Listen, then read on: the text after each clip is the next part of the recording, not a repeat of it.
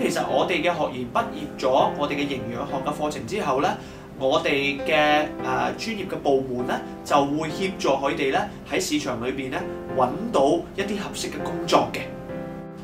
咁過往咧，國際美學培訓協會營養學文憑課程嘅畢業生咧，都喺香港嘅市場裏邊咧，都揾到一啲好好嘅工作嘅。當中主要包括咗4個範疇。第一個範疇就係一啲產品嘅銷售啦，第二就係一啲營養諮詢嘅工作啦，第三就係一啲私人教練營養配合嘅工作啦，同埋第四就係自己成立咗一啲機構咧，去同廣大嘅市民咧分享自己嘅病歷嘅經過嘅。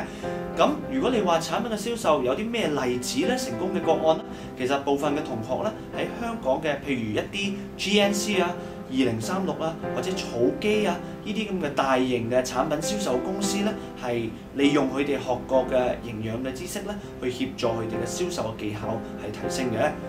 第二類型嘅同學就會投身於營養諮詢嘅行業、美容纖體嘅行業。咁佢哋嘅角色咧就係利用佢哋學咗嘅營養學知識，去協助客人